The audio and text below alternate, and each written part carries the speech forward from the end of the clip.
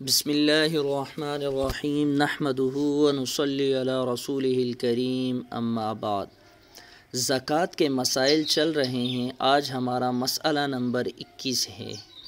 جس میں ہم بیان کریں گے کہ شادی پر ملنے والے زیورات پر زکوٰۃ کا حکم کیا ہے۔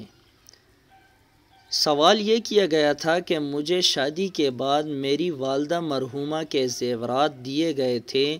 جو میں نے نہیں خریدے، اور کچھ زیور سسرال سے ملے جو میرے شوہر کے مال سے نہیں خریدے گئے۔ یہ زیور میرے استعمال میں ہیں، میرا کوئی ذریعہ آمدنی نہیں ہے، میرے شوہر گھر کا خرچ چلاتے ہیں، کیا نصاب کے حساب سے مجھ پر زکوٰۃ لازم ہوگی؟ صورت مسئلہ کا جواب یہ ہے کہ واضح رہے کہ کسی شخص پر زکوٰۃ واجب ہونے کے لیے یہ بات ضروری ہے کہ اس شخص کی ملکیت میں ضرورت سے زائد اتنا مال موجود ہو جو نصاب تک پہنچتا ہو، اور اس مال پر سال بھی گزر چکا ہو۔ چنانچہ صورت مسئولہ میں جو زیورات سائلہ کو ان کی والدہ مرحومہ نے دیے تھے وہ ان کی ملکیت شمار ہوں گے، لہٰذا اگر ان کی موجودہ قیمت نصاب کو پہنچتی ہے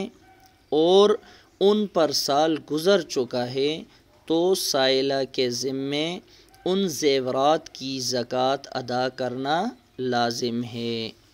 اس کے علاوہ جو زیورات سائلہ کو ان کے سسرال کی طرف سے ملے تھے ان میں یہ تفصیل ہے کہ اگر زیورات دیتے وقت سسرال والوں نے اس بات کی صراحت کی تھی کہ یہ بطور عاریت یعنی صرف استعمال کرنے کے لیے ہیں،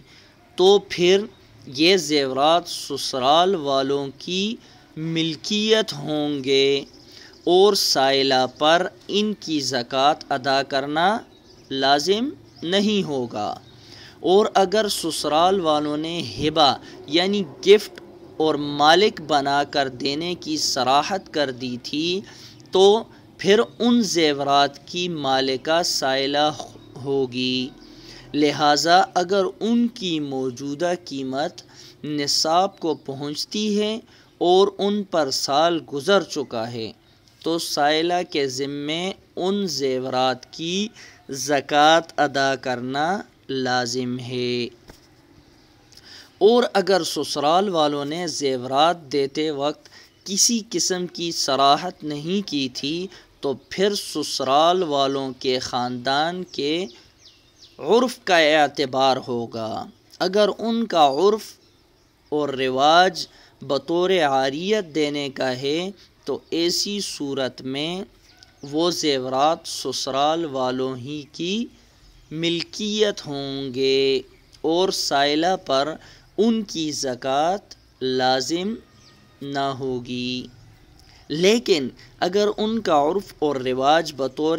ملک دینے کا ہے یا ان کا کوئی رواج نہیں ہے تو ان دونوں صورتوں میں زیورات کی مالکہ سائلہ خود ہوگی، لہٰذا اس صورت میں بھی اگر ان زیورات کی موجودہ قیمت نصاب کو پہنچتی ہے اور ان پر سال گزر چکا ہے تو سائلہ کے ذمے ان زیورات کی زکوٰۃ بھی ادا کرنا لازم ہے۔ البتہ اگر شوہر اپنے مال سے بیوی کی اجازت سے بیوی کے مال کی زکوٰۃ ادا کر دے تو زکوٰۃ ادا ہو جائے گی اور شوہر کو بیوی پر احسان کرنے کا ثواب ملے گا۔ واضح رہے کہ مال کی زکوٰۃ ادا کرنا اسلام کے بنیادی ارکان میں سے ہے۔ قرآن مجید میں تقریباً 32 جگہ نماز کے ساتھ زکوٰۃ کو ذکر کیا گیا ہے، نیز متعدد احادیث مبارکہ میں بھی اسلام کے ارکان میں زکوٰۃ کو بھی شمار کیا گیا ہے۔ دنیا میں زکوٰۃ نکالنا مال کی پاکی کا ذریعہ ہے، اور آخرت میں اللہ تعالیٰ نے زکوٰۃ دینے والوں کو خوشخبری سنائی ہے کہ وہ ہر قسم کے غم اور خوف سے محفوظ ہوں گے۔ مسئلے کی وضاحت کرنے کے لیے قرآن مجید کی ایک آیت کو میں بیان کرتا ہوں، جس میں اللہ رب العزت نے فرمایا ان الذین آمنوا وعملوا الصالحات واقاموا الصلاة وآتوا الزکاة لهم اجرهم عند ربهم ولا خوف علیہم ولا هم يحزنون۔